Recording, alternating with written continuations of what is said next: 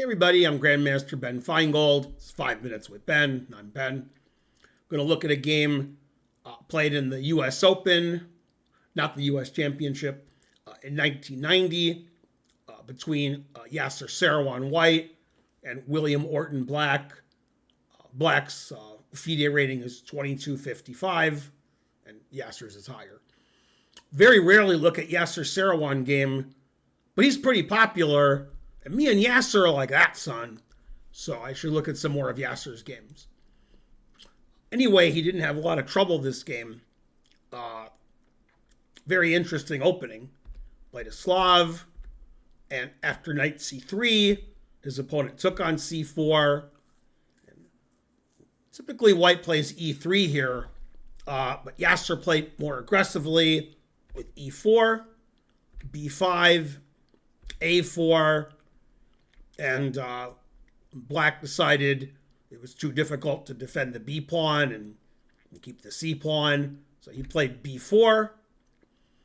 Yasser played knight A2, attacking the B4 pawn and the C4 pawn.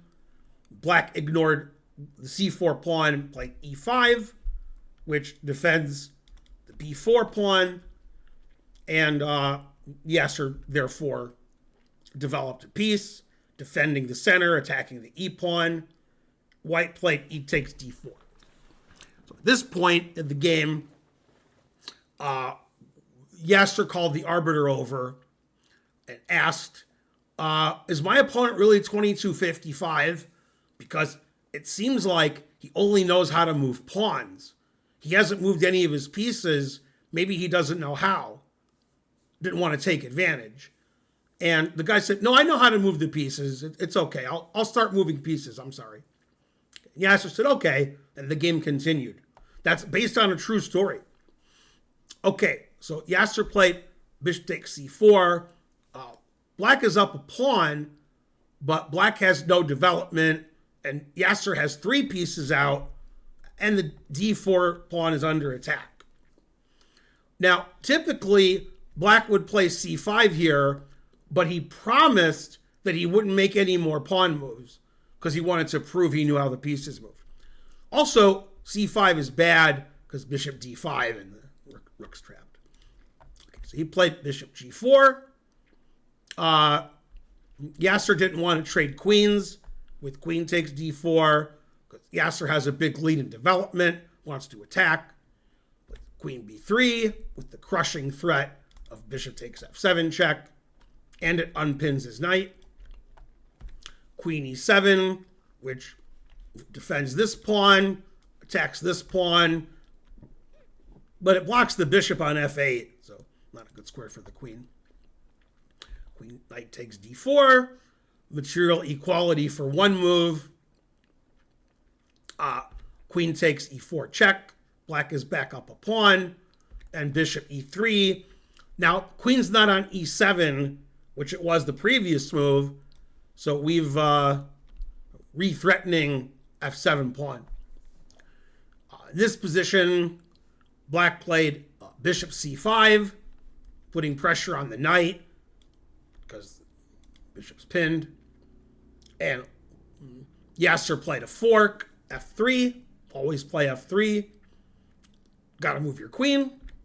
Now, if Yasser takes the bishop, then Orton can take the knight, and the bishop is pinned. So Yasser unpinned his bishop and defended his knight more by long castling. So now Black is up a pawn, but Black's position doesn't make a lot of sense. Black's bishop is threatened.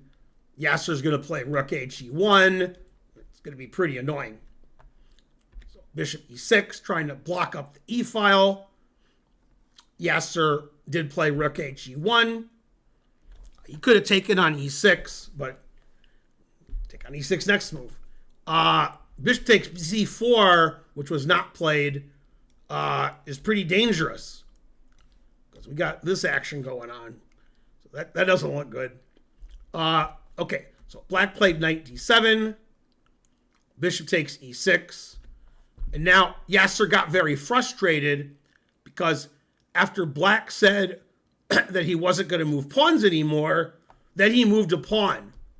Yasser was furious, because Black made the first 7 moves of the game with pawn moves, and then the next 7 moves of the game, he didn't make any pawn moves. Now he moved a pawn again. Yasser decided to end the game immediately because his opponent was frustrating him by deciding when to move pawns and when not to, like knight takes e6. So this position has equal material, but Black's king's not looking too good. White's threatening everything. Bishop takes wins, knight takes wins, knight c7 check wins. Black can never castle. Black hasn't moved the rook or the knight yet. Black can never castle kingside because he'll be walking into this. You just can't stop all the threats. White has a crushing position. Black ended up resigning. Very reasonable resignation in this position. Black is completely crushed. Crushing win for Yasser showed why he was the best or one of the best players in the U.S. for about 25 years. 1990 was probably around his peak. I think he was he was about 30 years old in 1990. Something like that. Yeah, about 30. So that's probably about the peak of his chess strength. And the game was only 16 moves long. And Yasser only complained a couple of times about his opponent. I'm Grandmaster Ben Feingold. This has been 5 Minutes with Ben. Please like and subscribe and leave a comment, and I'll see you guys next time. Bye.